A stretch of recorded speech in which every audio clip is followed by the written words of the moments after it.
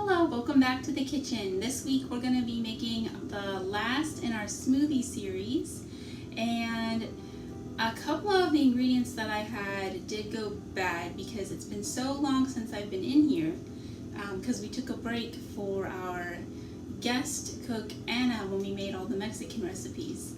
So actually this was my original recipe, the strawberry delights, and we don't have milk anymore. We do have some frozen strawberries, which we're going to use in place of the fresh strawberries. We're just going to make a recipe that's sort of based on this. So instead of milk, we'll just be using extra orange juice, because the original recipe calls for orange juice and milk. And I do have my strawberry ice cream here, and it also calls for cinnamon. So let's get started. So this recipe actually calls for 2 cups of the strawberry ice cream, 1 cup of sliced fresh strawberries. But because we're making these little individual ones, I'm not going to measure it the same way that they say, because obviously all that's not going to fit in this little tiny cup. So we're just going to put in some of our ice cream. There's no shaker thing on top, so... Okay, so because I don't want to risk dumping the whole thing in there, I'm just going to use this little spoon to help me sprinkle some in. I'm not really even measuring it. They call for 1/8 of a teaspoon of this for the entire recipe. So I'm just putting a little bit in there. Alright, so our strawberries are a bit freezer burnt, sadly. So I'm just going to make it a strawberry ice cream and orange juice shake. So if your strawberries or any other frozen item looks like this, where it's got all these big ice crystals on it, you probably don't want to use it because that's freezer burnt. It's not going to taste as good. But our smoothie is still going to taste great. I've made smoothies with just fruit and orange juice before. They're really good. And basically the point of a smoothie is that you're just using what you have.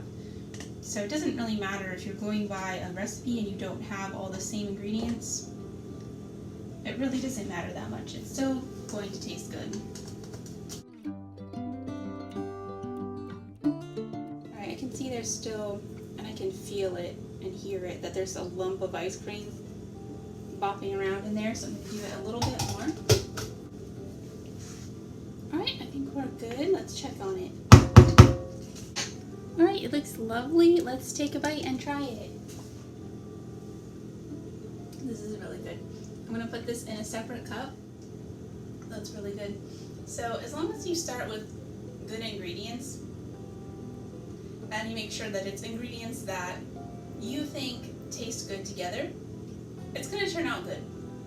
And just make sure that you have a good ratio of the liquids to the non-liquids, so that it's going to blend properly.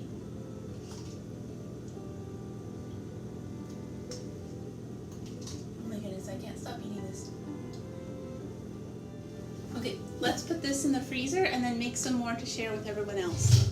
So if you're making a smoothie with a traditional blender where you load everything in at the top, different from this kind, then you want to put your liquids in first, because in a traditional blender the blades are at the bottom. So if you put the solid items in first, the blades are going to have a hard time turning. It's better if you put the liquids in first and then the solid ingredients. It's going to just blend up much better. So for this type, because it works differently, that is why I put in the ice cream first.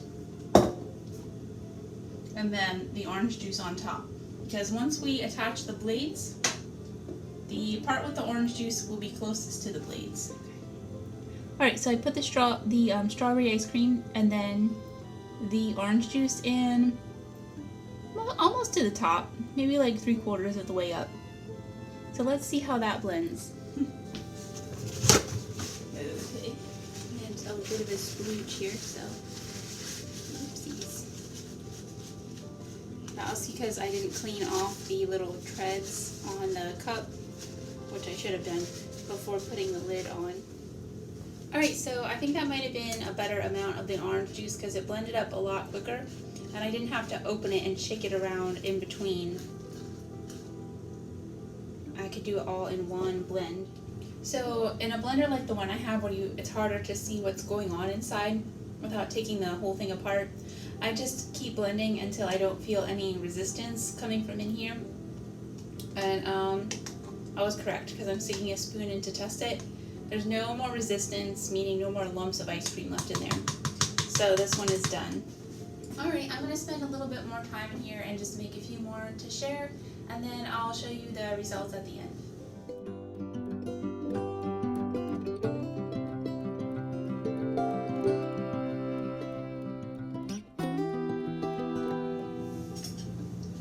Now because I completely forgot to put the cinnamon in to any of the batches other than the first one, I'm just going to sprinkle a little bit of cinnamon on top of each one. And you can see that that actually looks really pretty. So even if you don't forget to put the cinnamon in, you might want to do that. Alright, let's go down and see what everyone else thinks of the smoothies. Okay. Oh, that's good. Right. That's very good. Thank you. Other people are eating smoothies, but they're all too chicken to be on camera. I'm not. So I just want to say a big thanks to Terry. And that's the end of today's cooking video. Bye. Bye.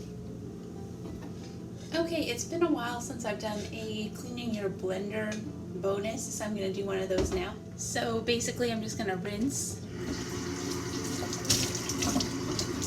first. Then you're going to take your washcloth, or in my case, a paper towel that's folded up since I'm at the library. And then just rub the soap around on your washcloth.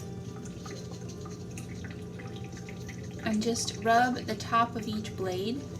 And then take a little pinch of the washcloth like this to protect your hands. So you're going to pinch the blade and rub it a little bit.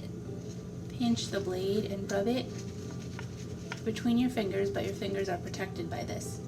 Then this little part here at the base of the blades, you see in there, sometimes gunk can get in there. So I'm going to take my little pinchy fingers, protected by the washcloth again, and just see how I'm pinching the base.